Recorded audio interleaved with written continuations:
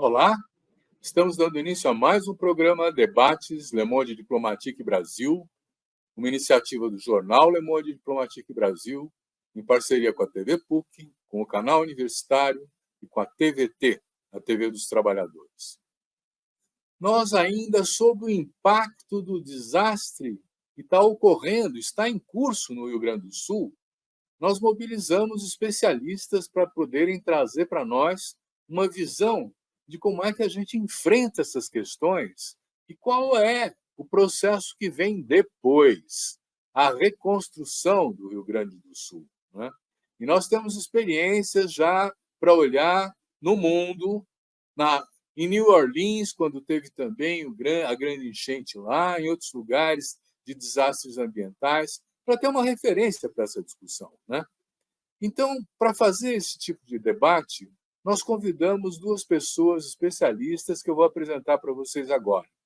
Apresento para vocês o Ricardo Moretti, o Ricardo de Souza Moretti. O Ricardo, ele é engenheiro civil, ele é doutor em engenharia de construção urbana pela USP, professor titular aposentado da Federal do ABC, do Programa de Planejamento e Gestão do Território, foi professor visitante do Departamento de Arquitetura da Federal do Rio Grande do Norte, está como professor visitante na Arquitetura e Urbanismo da Universidade de Brasília e tem entre suas especializações justamente a prevenção de riscos, que nós vamos tratar agora nesse programa. Ricardo, muito obrigado mais uma vez por estar se dispondo a estar com a gente aqui e levar esse papo que está todo mundo interessado. Satisfação. Vou apresentar também para vocês o Francisco de Assis Comaru. Aliás, os dois já estiveram conosco em programas aqui. É uma outra visita ao nosso programa. Eu agradeço também, Francisco, por você poder estar aqui com a gente. O Francisco é engenheiro civil pela USP. Ele é doutor pela Faculdade de Saúde Pública da USP, professor associado da Federal do ABC, na área de Planejamento Urbano e Gestão do Território, na área de pós-graduação. Ele foi pró-reitor de extensão e coordenador do curso de Engenharia Ambiental e Urbana. Pesquisa o tema Cidades Saudáveis junto à Faculdade de Saúde Pública da USP. É colaborador do LabIAB da USP e integrante da coordenação do Centro Gaspar Garcia de Direitos Humanos. Tem uma experiência como assessor de movimentos sociais, planejamento de gestão urbana e ambiental. Nós estamos muito bem acompanhados por esses dois professores que nos deram a honra de estar aqui com a gente, né? E eu queria começar esse papo pelo que está acontecendo ainda. Como é que vocês estão vendo hoje essa crise que não para? Parece que a água continua subindo, não é? No Rio Grande do Sul hoje em dia. Chico, você quer começar? Aliás, professor Francisco, me permita chamá-lo de Chico. É uma satisfação estar aqui com todas e todos. Muito obrigado, Silvio, pelo convite. Muito feliz de estar aqui com o professor Ricardo Moretti. Pois é, então, acho que a primeira coisa que a gente sempre costuma dizer, né, é da nossa solidariedade com toda a população, com todo o povo do Rio Grande do Sul, né, que nós somos muito solidários a tudo que eles estão passando lá, né, e lembrar, né, também que a maior parte da população mais afetada, né, historicamente, né, tem sido a população mais vulnerabilizada também, né, que é a população mais pobre, periférica, né, mulheres, crianças, idosos, né, pessoas de cor preta, né, pessoas com deficiência. Mas para a gente debater, né, esse nosso tema, que ele é tão atual, né, e importante, a gente precisa, eu acho que fazer uma reflexão primeiro sobre essa questão do clima, né? Nós, antes de o IPCC começar a realizar os relatórios nas cidades brasileiras, nós já tínhamos e ainda temos, né, uma lição de casa que nós não havíamos concretizado, né? Nós temos uma série de déficits de habitação, de saneamento, sistema de mobilidade, de urbanidade, né, de qualificação das periferias, que a gente já tinha nas cidades brasileiras, velhos problemas que a gente já não tinha resolvido. E aí, né, com essa emergência das mudanças climáticas, né, a gente tem uma nova camada que se sobrepôs de novos problemas, né? Então, as cidades estão mais complexas. A gente agora tem essas outras camadas, né, das mudanças climáticas, né, o agravamento da violência urbana, por exemplo, grupos criminais, são problemas que complexificam ainda mais o equacionamento da vida nas cidades, né? Então, a gente tem que trabalhar em mais de um flanco, né? Com certeza, nós não estamos diante de problemas simples, nós estamos diante de problemas complicados e complexos, e precisamos ter soluções interdisciplinares e participativas. Ricardo, há 16 anos atrás, vocês escreveram, você e o Francisco Komaru, né, um artigo no jornal Le Monde Diplomatique Brasil, cantando a bola do que ia acontecer, exatamente o que está acontecendo agora. Né? Então, a minha pergunta é a seguinte: se tem essa previsibilidade, o que é que pode ser feito? E nós temos que esperar que isso aconteça de novo o ano que vem? Pois então, Silvio, essa situação que está acontecendo agora no Rio Grande do Sul já vinha sendo anunciado por estudiosos do clima há um certo tempo, né? Tanto é que essa reportagem já falava dos estudos das mudanças climáticas. E, de certa forma, a tendência é a questão se agravar bastante nos próximos tempos. Eu não sei se vocês repararam que o acumulado de 5, 6 dias de chuva no Rio Grande do Sul está sendo da ordem de 500 milímetros, né? E repare, no carnaval, não esse desse ano de 2024, mas no carnaval de 2023, choveu no litoral de São Paulo 680 milímetros em um dia. Então, nós estamos tendo episódios climáticos realmente muito mais intensos do que no passado. Para ter uma referência, na Serra do Mar, a partir de precipitações da ordem de 80 milímetros por dia, já se ligam os alertas de retirar a população das áreas mais complicadas. Nós tivemos chuvas de 680 milímetros. Então, efetivamente, nós estamos com chuvas excepcionais e que vão acontecer com maior frequência. Mas nós temos uma situação em que o planejamento está indo muito mal, né? Várias dimensões do planejamento estão funcionando muito mal, especialmente no que diz respeito aos aspectos de meio ambiente, né? Assim, uma das coisas que reduziria drasticamente os acidentes dessa natureza seria atender a legislação que prevê não ocupar as beiras de córregos. Você teria um quadro totalmente diferente Brasil afora se as áreas de beira de rio, as áreas que são de proteção permanente, se mantivessem não ocupadas, né? Então, nós temos juntos um quadro climático que é preocupante e um histórico de desatenção no processo de ocupação das cidades. Uhum. Eu queria trazer para vocês, inclusive, uma reflexão do depois, porque as enchentes, as mortes, os salvamentos, eles estão ocorrendo agora, não é? Mas, ao que consta, muita coisa ficou destruída. A cidade de Porto Alegre e outros municípios tiveram uma situação calamitosa de infraestrutura, de colapso de infraestrutura e tudo mais.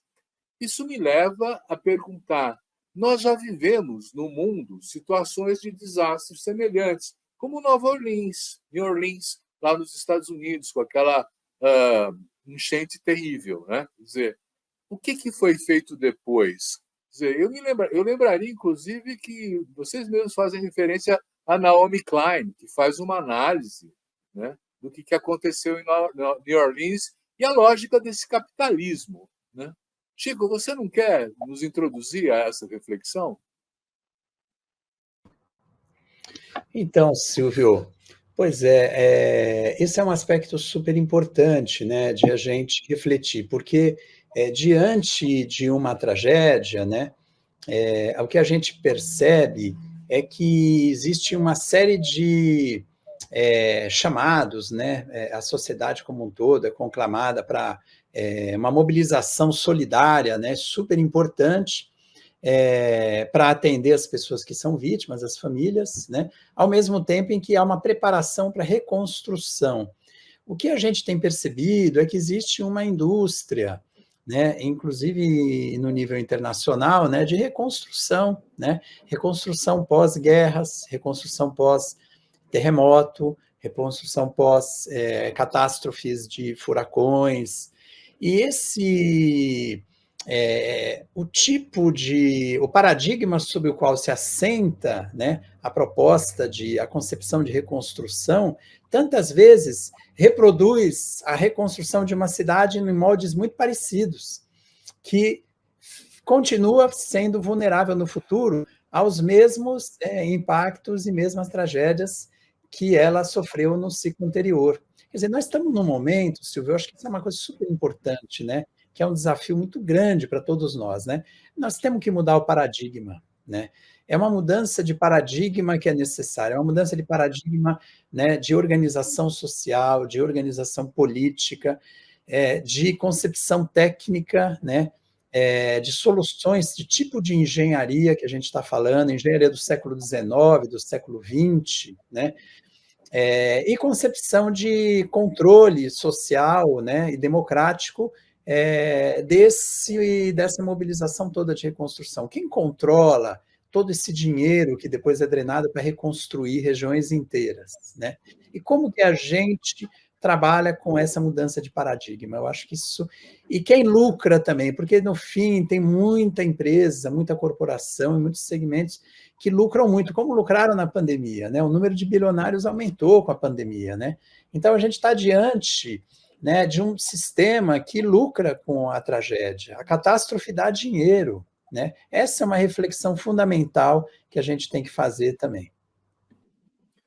Vamos continuar essa reflexão, Ricardo. Novos paradigmas quais, né? E como é que você vê a continuidade disso? Pois então, porque você lembra, Silvio, que se falava da indústria da seca na região semiárida do Brasil? A gente pode dizer que tem, de certa forma, uma indústria do desastre. Aquela máxima da liberal de que eu olhar na crise uma oportunidade, o setor do capitalismo hoje vê no desastre uma oportunidade de ganhar muito dinheiro, né? E nós temos vários casos recentes em que isso aparece muito nitidamente. Além desse caso que está bem relatado lá sobre o Katrina, lá em New Orleans, que a população mais pobre ficou de fora da política de atendimento, nós temos tido aqui casos no Brasil, agora, por exemplo, com o acidente no Rio Doce, da barragem de Rejeito, a população ribeirinha pobre continua sem água e não está sendo alcançada pelas políticas de apoio, de reparação de danos, embora esteja existindo uma enxurrada de dinheiro circulando na reparação de danos. Quando você analisa, por exemplo, o caso maior, do desastre maior, que foi o lá da Braskem, lá em Maceió, e se você soma o que são as indenizações para a população que foi expulsa das suas casas por causa daquela ganância, há décadas também se sabia que aquela exploração era de alto risco em Maceió, o dinheiro que vai efetivamente para a população mais pobre, vulnerabilizada, aquela que foi prejudicada pelo acidente, é uma escala muito pequena comparada com o dinheiro que jorra numa indústria de pessoas que se aproveitam do desastre para ganhar dinheiro, né? Então, assim, a política de reabilitação de direitos humanos talvez pudesse ser melhor do que de reconstrução. Nós precisamos ter uma política de reabilitação de direitos humanos nas áreas afetadas pelos acidentes. E essa reabilitação pressupõe que se possa produzir novos tecidos urbanos com outra lógica. Não dá mais para continuar com uma política que vigorou durante décadas de pegar água e jogar rapidamente para baixo, né? Quer dizer, o que acontece nas bacias que contribuem para o Guaíba? São vários rios em todos os lugares, no campo, na cidade, uma política de rapidamente empurrar a água de chuva para baixo.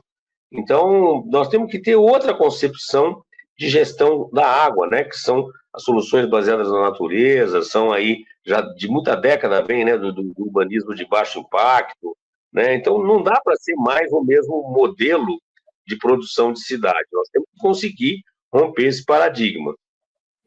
Como é que rompe esse paradigma, Chico? Eu fiquei sabendo, por exemplo, que na China, em razão das próprias enchentes nas cidades, houve algumas mudanças importantes, calçadas permeáveis que absorvem a água, depósitos subterrâneos de água que acumulam, que tem demais, de excesso.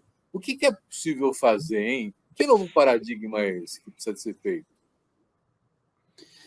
Então, Silvio, olha, eu acredito que a gente precisa fortalecer os canais de informação e comunicação confiável com a população. Eu acho que isso é essencial.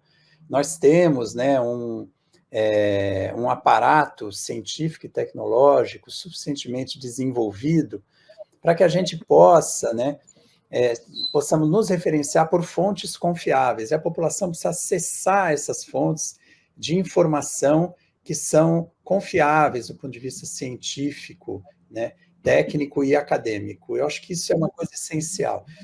Precisa ter, eu acho que uma atuação, né, importante para enfrentar, né, as fake news e a desinformação. Certamente isso está aparecendo como algo muito importante, né? Eu acho que a gente tem que também trabalhar forte com os parlamentos e também com os executivos e o judiciário na responsabilização, né, de políticos e gestores e técnicos que, tendo ciência da responsabilidade que eles têm, né, e sabendo das informações de antemão, né, passado um ano, 2, 3, 5, 6 anos, né, não tomam as providências e não realizam investimentos, né? Então, isso também é algo, ou ao contrário, vão na contramão, né, até do que deveria ser feito, né? A gente teve, né, assistimos notícias aí que o governador no Rio Grande do Sul, né, nos 6 anos em que ele está como governador, ele mudou quase 500 normas do Código Ambiental do Rio Grande do Sul, né? É uma coisa absolutamente assustadora, né? A gente vê uma notícia dessa e, ao mesmo tempo, perceber o que está passando com a população. Então, por um lado, a gente está tendo regimes de chuva muito mais intensos, como o Moretti comentou há pouco, né? A gente está tendo regime de chuvas que a gente não tinha, numa recorrência muito mais curta, né? E que a gente não tinha antigamente, né? E, por outro lado, a gente também não só não está cumprindo a lição de casa, né, como gestores políticos, né, que estão em lugares de tomada de decisão, estão, ao contrário, tomando decisões na direção contrária, né? Então, acho que esse é outro aspecto super importante, precisa ter uma responsabilização. A gente fala-se muito de responsabilidade fiscal, né? Mas a gente tem que falar de responsabilidade social, de responsabilidade climática, né? Também, daqui para frente, cada vez mais, né?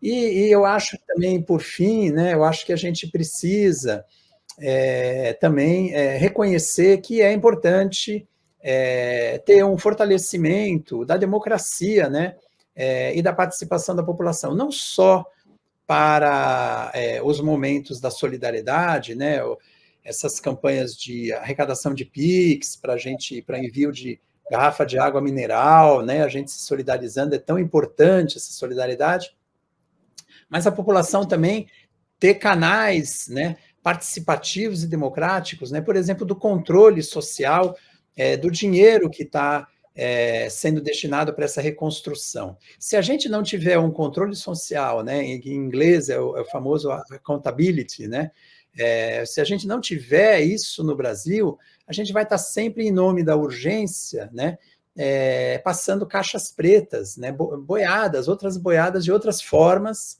né, enrustidas são passadas e a gente não vai na causa dos problemas, a gente só remedia e o ano seguinte acontece tudo de novo, né? Ricardo, eu vou fazer uma pergunta, mas antes de você responder, a gente vai fazer um intervalo e já voltamos, né? A pergunta é o seguinte: o Francisco está falando mais da questão política, da questão participativa, do controle social, não é? E, curiosamente, ele fala, às vezes as autoridades estão na contramão do que precisa ser feito, né? Então, a minha pergunta é, quer dizer, eu já entendi a questão do controle social e da participação como fundamentais, né? Mas, uma vez tendo isso, o que tecnicamente uma região inundada como essa precisa enfrentar, precisa fazer, precisa inovar? Eu vou pedir a você que pense aí para responder, e agora nós vamos a um pequeno intervalo e já voltamos.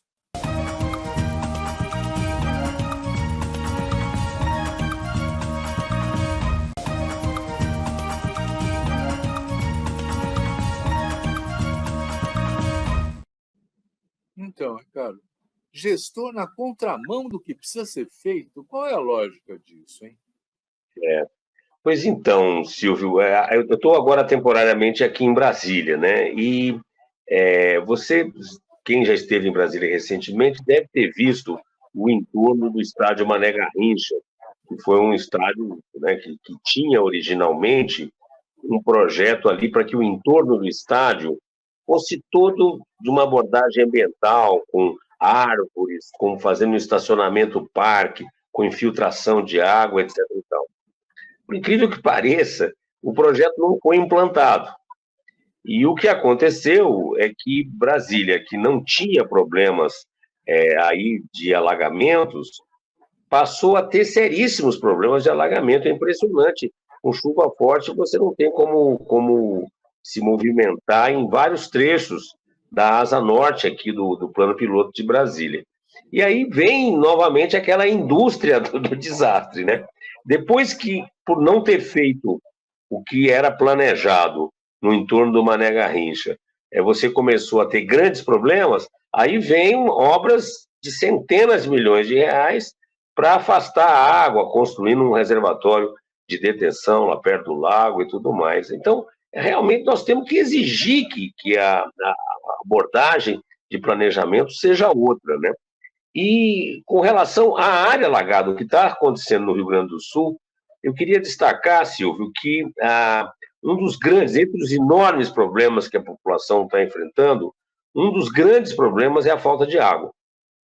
E desde 2007, há uma legislação, a 11445, que prevê que deve existir planos de contingência de água, né? E, infelizmente, esses planos não foram feitos, ou foram feitos de forma absolutamente rala, inadequada, incompleta. Ninguém deu bola para os planos de contingência de água. E há coisas, Silvio, que são relativamente simples de entender. Você não pode depender exclusivamente, por exemplo, de uma fonte de energia elétrica para ter água, porque, embora a energia elétrica seja muito importante, a água é fundamental. Se não tiver água, a vida acaba.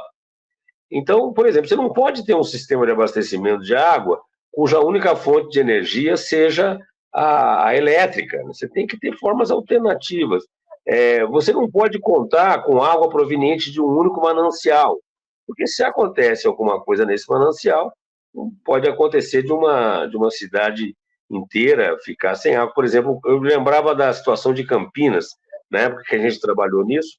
Campinas, 70% da região metropolitana de Campinas, a água vinha do rio Atibaia. Se capotasse um caminhão com combustível ali na rodovia Dom Pedro, a cidade entraria em caos, em colapso. Quer dizer, eu não posso ter a questão da água tratada como vem sendo tratada, né? Então, nós tínhamos que ter uma previsão do que fazer nos casos de inundação. As inundações no sul, elas fazem parte já de uma certa... elas se repetem, né? A inundação no Guaíba, em 1941, foi uma inundação tremenda. Ou seja, tem-se um quadro de que as áreas podem inundar, né? Tá certo que agora ultrapassou tudo. Nós tínhamos que ter plano de contingência e abastecimento de água extremamente bem feitos, elaborados. Nós precisávamos colocar recursos para elaborar o plano e para manter os equipamentos, né? No caso lá de Porto Alegre, os equipamentos que existiam para proteção das inundações não estavam sem manutenção, estavam largados, ninguém dava bola para eles, como se... Eu ouvi uma declaração alguém dizendo que a inundação de 1941 só aconteceria uma vez a cada 1.500 anos, né? O governador estava anunciando todo um plano de urbanização, investimentos no capital imobiliário na orla do Guaíba, tentando fazer ali uma coisa parecida com o que foi feita no Rio de Janeiro. Ou seja, não dá, quer dizer, nós temos que levar a sério esse problema, inclusive a contingência de abastecimento de água. A água não vem da torneira, a água tem uma história, ela não pode, a gente não pode acreditar que a água, sabe, vai continuar sempre funcionando. Nós vamos ter que enfrentar essas situações de contingência sempre. Então, nós estamos falando de como administrar uma situação de crise, porque essa crise tem várias origens, os jornais estão cobrindo isso, o aquecimento global e todos esses elementos, né? Mas, se vocês estão focando agora a questão da gestão, eu perguntaria para o Francisco, tem algum município que fez tudo isso que precisava ser feito e que está preparado para enfrentar adversidades dessa ordem no Brasil? Poxa, Silvio, eu esperava perguntas difíceis, mas eu acho que eu não esperava uma dessa, nesse nível. Eu não conheço, Silvio, eu não conheço. Você sabe que eu fiquei, quando eu fiz um pós-doutorado, né, eu fiquei na Europa, eu entrevistei 60 pesquisadores e eu pedia sugestões de lugares ou de políticas interessantes. E teve um pesquisador da OMS que falou, olha, vai para Freiburg, né, que é uma região da Alemanha, ali perto da Floresta Negra, né? E eu fui para Freiburg, né? E realmente é uma coisa absolutamente impressionante, né, do ponto de vista de sustentabilidade, de proposta ecológica, né? Mas isso num país do norte, que é um país que tem uma riqueza, né? Assim, então, eu acho que a gente, numa realidade, né, da América do Sul, né, eu acho que a gente precisa, é fundamental a gente discutir, né, a equidade, sabe, Silvia? Porque tem uma questão moral que a gente falou naquele artigo de 2016, né? Se os 2008. indianos chineses, 2008, perdão, 2008, é que eu estava com 16 anos atrás, 2008, se os indianos e chineses achassem que, como os americanos têm direito de cada um ter um automóvel, eles achassem que eles também têm direito de cada um ter um automóvel, o planeta ia aguentar? Então, tem uma discussão que eu acho que ela também é uma discussão ética, de equidade, uma discussão também moral da sociedade, né? Que, assim, a população toda precisa caber nas áreas boas das cidades, né? Então, a nossa política urbana, a nossa política fundiária, né? Ela precisa dar conta, né? O plano diretor, né? Precisa dar conta de toda a população, e aí vamos falar, por exemplo, a região metropolitana de São Paulo, né? Que a gente teria aqui muitos problemas de alagamento, mas provavelmente a gente também tem, né, um potencial gigante, muito grande, de problemas de deslizamento, né? Deslizamento de áreas que são de risco geológico geotécnico, né? Propriamente dito, assim como o Rio de Janeiro e o interior do Rio, Minas Gerais. E aí a gente está falando de uma parcela da população que ela poderia estar morando em localidades mais apropriadas e de regiões que deveriam ter muito mais investimento público em infraestrutura de drenagem, de abastecimento de água, de coleta de esgoto, né, e de manejo de águas pluviais, com construção de soluções, né, de engenharia convencional, mesclando, né, com engenharia do século XXI, né, infraestrutura verde, soluções baseadas na natureza, né, por exemplo, jardins, né, jardins drenantes, a montante, né, pequenas piscinas, mini piscinas, né, e formas de você recarregar o lençol freático, né, sem inundação, enfim. Tem uma série de soluções que a literatura técnica e acadêmica dispõe para a gente, que a gente precisa lançar mão delas, né? Mas a gente precisa, né? De alguma forma, é muito difícil a gente falar de cidades mais preparadas para enfrentar esses problemas se a gente não discute a reforma urbana, por exemplo, que não foi feita até hoje no Brasil, né? A gente, por exemplo, né, discutir tem um limite de atuação, por exemplo, para o mercado imobiliário, em áreas que são boas e que precisa ter também habitação de interesse social, né? As áreas próximas aonde tem infraestrutura de transportes, né? Eu não falo só de São Paulo, de outras cidades também, né? Então, quando que a gente vai viabilizar, né, que a população vulnerabilizada de baixa renda possa, né, caiba dentro dos territórios que são mais apropriados para moradia, e não na extrema periferia ou nas áreas de risco geológico geotécnico ou áreas de inundação, né? Esse raciocínio vale tanto para a cidade, mas também vale para o campo, né? Também do ponto de vista dos territórios, né, rurais, a gente pode fazer, né, e deve fazer toda uma discussão de quais são as soluções mais apropriadas de uso da terra, né? Então a gente percebe, por exemplo, que há uma incompatibilidade desse uso tão, né, específico, né, do agronegócio, por exemplo, né, para a produção de soja. A gente percebe, né, que no Rio Grande do Sul, no interior do Rio Grande do Sul, por exemplo, né, voltando a discutir a problemática do Sul, né, a gente teve nos últimos anos, né, uma exploração extremamente intensa, intensiva, né, e muito prejudicial para o bioma dos Pampas, né, as áreas, né, de alagados, as áreas de vegetação nativa, né, os fundos de vale, né, os topos de morro foram muito prejudicados, né, e a gente não teve uma agricultura apropriada, né, com o princípio de agroecologia, por exemplo. A gente teve o agronegócio, né, com uma intensidade muito grande, né, de uma forma muito extrativista. Então, o extrativismo, tanto no campo como na cidade, né, essa, né, tentativa de extrair o lucro o mais rápido possível, né, dentro do marco do sistema capitalista, com as grandes empresas, grandes corporações, é algo que a gente, de alguma maneira, precisa enfrentar. A gente tem que enfrentar esse debate, se a gente quiser falar da mudança de paradigma, né?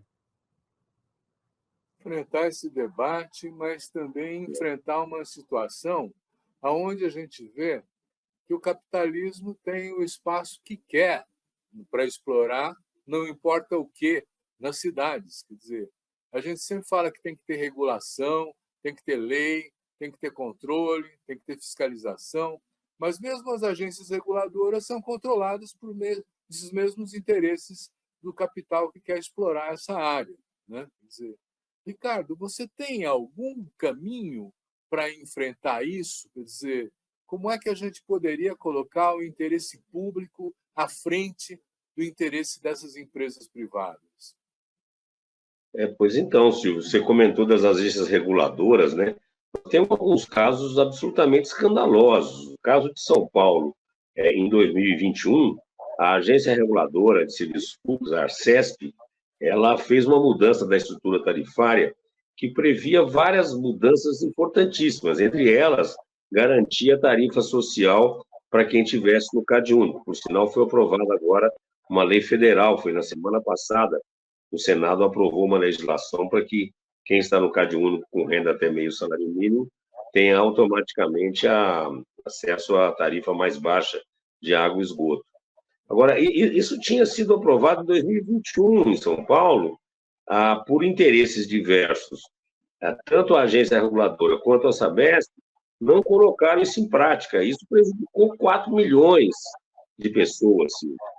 E a agência reguladora, no maior silêncio, simplesmente sem cobrar a Sabesp, e depois ainda vão argumentar que com a privatização eles aumentaram o atendimento. Esse atendimento estava previsto desde 2021, é um verdadeiro golpe. Então, as agências reguladoras não têm conseguido fazer o papel público que elas deveriam cumprir. Isso afeta diretamente a vida dos cidadãos. No caso de São Paulo, era previsto que, se a companhia tratar o esgoto, ela recebe pelo tratamento. Se ela só coletar, ela recebe só pela coleta.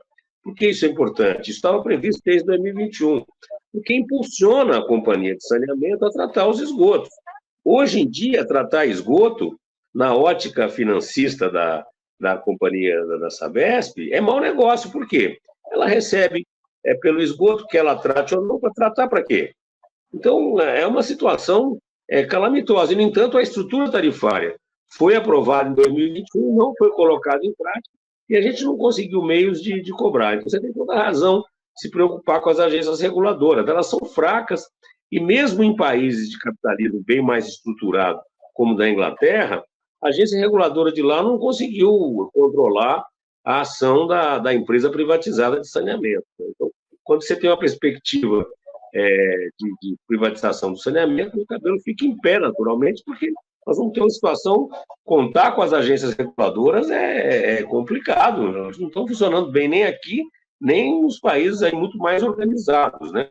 Você imagina isso numa situação de contingência, em que é de baixo interesse ir atrás, resolver, fazer um plano de contingência. Plano de contingência envolve investimentos, né? Nós estamos tendo aí, o Estado faz planos de saneamento para todos os municípios do Estado em meses, 2, 3 meses. Você imagina a qualidade desses planos? Nós estamos privatizando com planos feitos absolutamente na galega. Agora, uma outra coisa que eu queria comentar, Silvio, é sobre os planos de gestão de risco, né? Nós temos falado sistematicamente do risco, dos planos de risco, né? E isso porque você elabora uma análise de risco de uma região e o que tem acontecido? Embora os planos de risco prevejam obras para reduzir o risco, na prática as obras não são feitas e qual é a medida que acaba desembocando? É remover a população. Que população? A mais vulnerabilizada. Então, nessa altura, tem já um grupo grande de pessoas, inclusive o laboratório no qual o Chico está, que é o Laboratório de Justiça Territorial, junto com o Laboratório de Gestão de Riscos, que estão trabalhando, a UNB também está trabalhando, os chamados planos comunitários de gestão de risco, que é uma abordagem para que ouvir a população e, junto com ela, identificar quais são os riscos mais graves e como enfrentá-los. Porque, sabe, Silvio, com chuvas intensas como as que estão acontecendo, se você me pedir para dizer onde está seguro com uma chuva de 680 milímetros, eu teria dificuldade para dizer, porque com chuvas tão intensas assim, você tem que, inevitavelmente, conviver com o risco, né? É lógico que em alguns locais você vai ter que ter uma solução mais drástica, mas nós vamos ter que aprender a conviver com o risco, aumentando a segurança. Não vai dar para pegar e pintar de vermelhos uma área e dizer todos saiam daqui indistintamente. Vai ter que ouvir a população, vai ter que fazer planos de risco baseado numa conversa com a população. O Ministério da Cidade está hoje fazendo planos comunitários em algumas áreas, Chico Kumaru está fazendo aí no ABC, a gente está fazendo aqui na UNB, o pessoal do Rio está fazendo também, e tem mais um grupo ligado ao MTST que está puxando os planos comunitários também, e a gente acha uma experiência extremamente importante, a mudança de paradigma sobre a gestão de risco, né, colocando voz na comunidade vulnerabilizada. Muito bom. Nós vamos fazer mais um intervalo e já voltamos.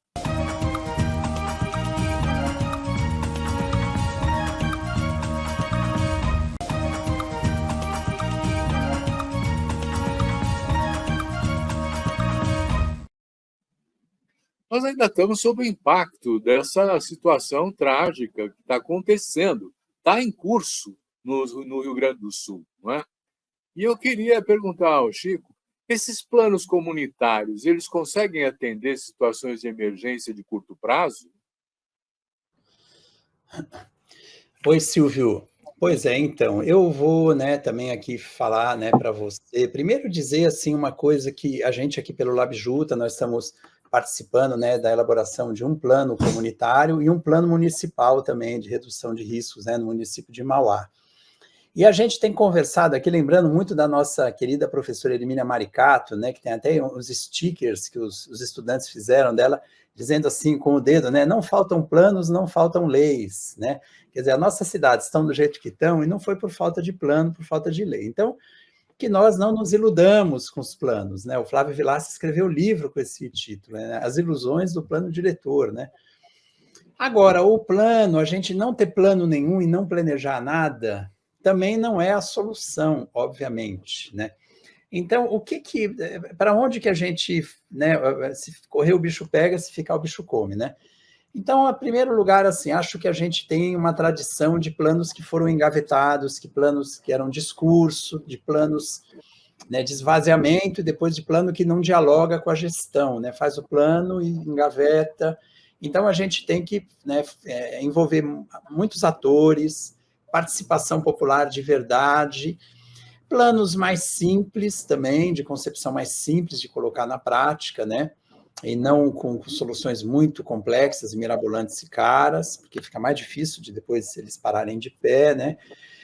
Eu acho que tem alguns ingredientes importantes. A gente também, do ponto de vista do risco, como o Moretti colocou, nós não temos uma cultura de conviver com risco, né? Tem países, né, que convivem com milhões de pessoas morando no pé do vulcão, né? Por exemplo, em Nápoles, né, na Itália, você tem, né, 2 milhões de pessoas morando no pé do Vesúvio, né? E eles, você tem países que as pessoas adquiriram uma cultura de ter que conviver com risco, né? De saber o plano de contingência, a rota de fuga, você ter uma mala pronta em casa, ter um dinheiro, todo mundo sabe o que fazer se a coisa der ruim, todo mundo sabe exatamente o que fazer, fecha tudo, tranca, apaga a luz, sai correndo, né? A gente, quando dá, a gente num país que nem o Brasil, né, todo mundo fica perdido. Então, a gente tem que construir, eu acho que uma cultura de lidar, de conviver com o risco. Temos que ser mais prático na elaboração dos planos e planos participativos e mais simples. E assim, para te responder a tua pergunta, eu acho que a população, sim, ela pode, com certeza, ter um papel fundamental, né? A própria percepção do risco, né? Você conhecer os fatores de risco e as vulnerabilidades do seu próprio território, né? O professor Fernando Nogueira, que é um grande amigo nosso, né, que fundou o Laboratório de Gestão de Risco da UFABC, né, junto com o Moretti e outros colegas, ele costuma dizer, né, o maior risco que existe é o desconhecimento do próprio território, né?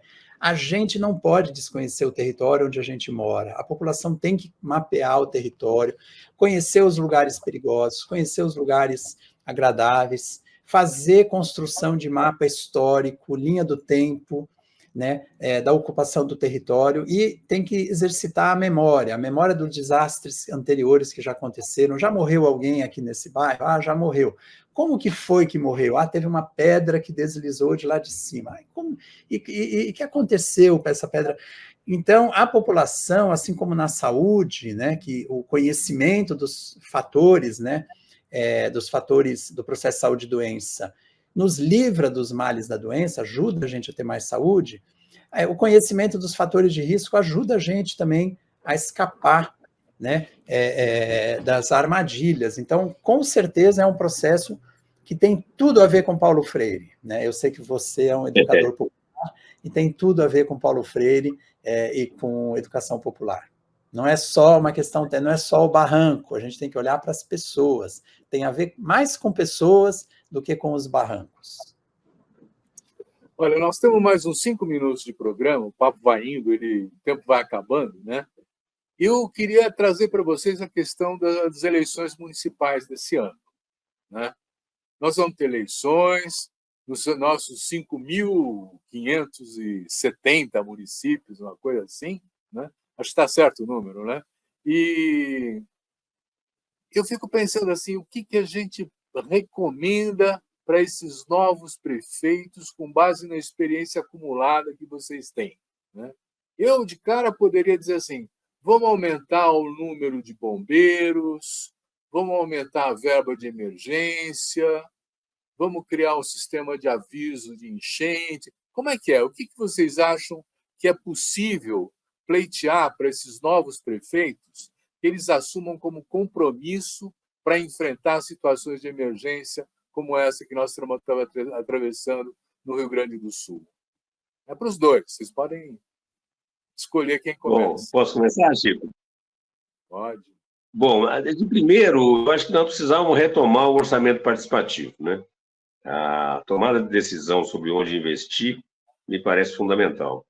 Eu acho que nós estamos hoje com um problema técnico sério de inadequação dos instrumentos para planejamento de pequenos municípios. Nós tínhamos que conseguir iluminar o farol da realidade dos pequenos municípios e conseguir elaborar planos radicalmente mais simples, operacionais dos pequenos municípios e criar mecanismos para que seja bastante interessante que a população possa permanecer nos pequenos municípios, especialmente os jovens, né? Então, nós temos um desafio aí que é fazer com que as pequenas cidades sejam bem planejadas e sejam interessantes, especial para os jovens.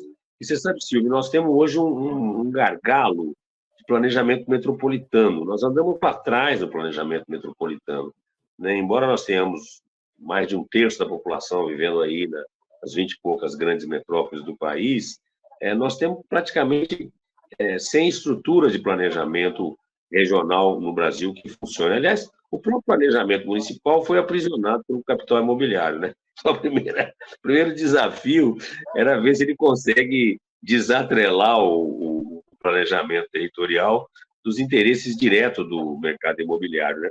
É só ver a demolição de prédios de 12, 15 andares, prédios absolutamente bem construídos, de 12, 15 andares, sendo demolidos em nome do interesse de ali edificar novamente com coeficiente 4, 5, né, que as leis têm permitido. É um verdadeiro desastre ambiental isso. Então, conseguir desatrelar, né, do capital imobiliário e conseguir que a população volte a ter voz ativa no planejamento territorial, né? A gente pode dizer que nas crises do planejamento, a última geração dos planos é o da pseudo-participação, né? Nós tivemos processos fakes de participação.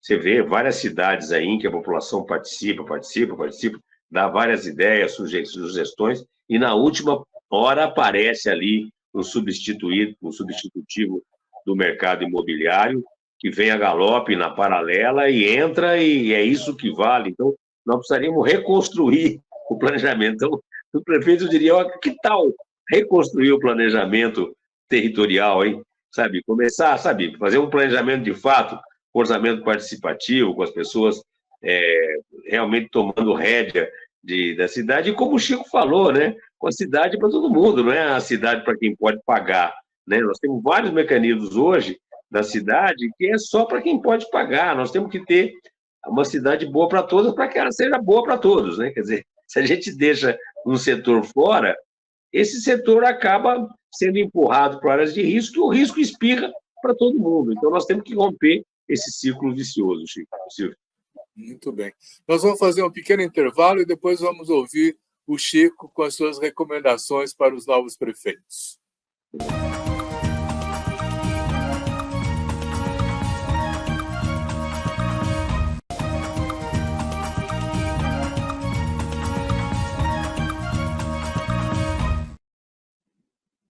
Chico, como é que é? É diferente recomendações para regiões metropolitanas e para municípios pequenos e médios? Eu quero complicar um pouco para você discorrer um pouco sobre as suas recomendações. Não, sem dúvida que a gente está num país de dimensões continentais, né, Silvio, de uma complexidade, uma diversidade enorme, né? Então, soluções que podem ser apropriadas para uma região podem não ter nada a ver para outra região, né? Então, estou concordando plenamente com o Moretti aí. Nós, por exemplo, estamos aqui, né? Eu, nesse momento, estou aqui na região metropolitana de São Paulo, estou em Santo André, aqui na UFABC, né? E é uma realidade já bastante diferente de Brasília, né? Onde está o Moretti, né? Que é muito diferente do Sul, que é muito diferente do Norte, da Amazônia e do Nordeste. E a escala das cidades também, né? A gente tem que tomar muito cuidado. Isso, por exemplo, eu acho que é uma coisa super importante, né?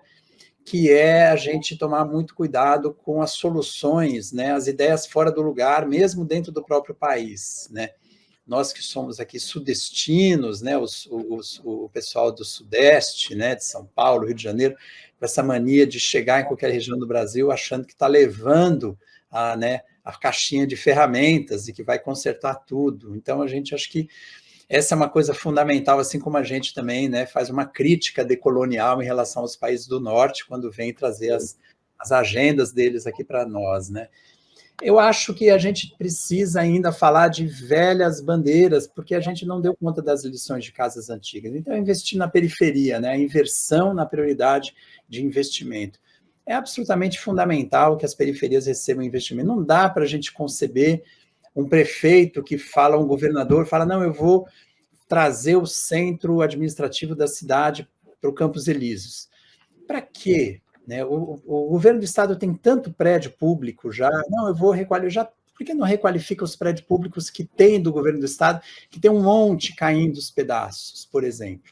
Então, a gente tem uma deseconomia, uma irracionalidade dos governantes muito grande ainda, né? Então, eu acho que investimento na periferia, o Ministério das Cidades está certíssimo, foi criada uma Secretaria Nacional das Periferias, né? Isso é uma coisa incrível, tem uma política pública muito importante, né, para as cidades brasileiras. Os prefeitos, acho que tem que ir nessa mesma linha, se alinhar, né, e reforçar esse compromisso com as periferias que tem pouco investimento.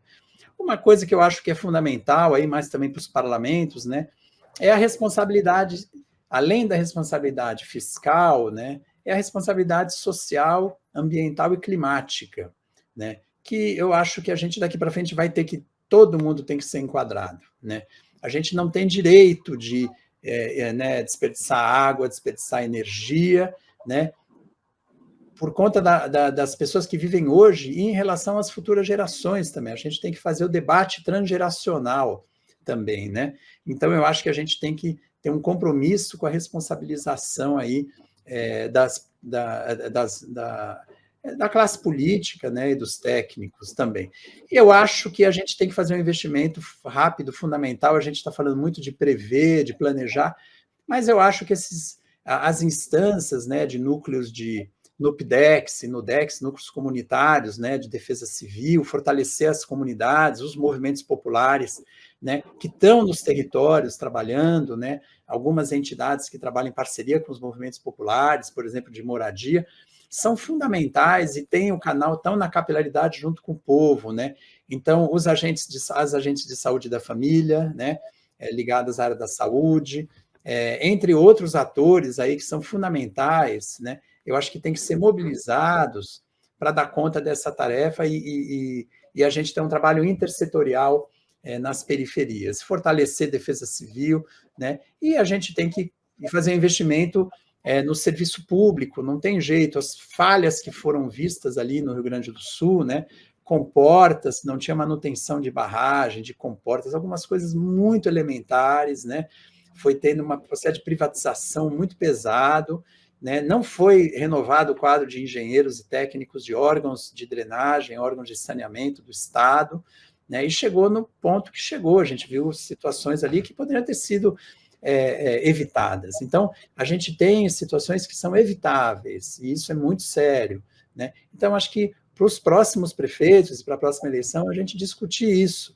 Tem soluções complexas e caras, e tem coisas que são baratas e simples, e que salvam vidas, né? Eu acho que essa é a tônica, né, para parafrasear com Moretti, que eu sei que ele gosta muito desse tipo de criatividade, solução de engenharia simples e de baixo custo, e tem sim, isso salva muita gente. Muito bem. Olha, chegou ao final o nosso tempo, né? Eu agradeço muito ao Ricardo Moretti e ao Francisco Comaru por esse papo esclarecedor, não tão animado, mas, enfim, né? Quer dizer, uma avaliação realista da situação que nós estamos vivendo, né? E agradecer também a você que nos assiste, dizendo, semana que vem tem mais. Obrigado.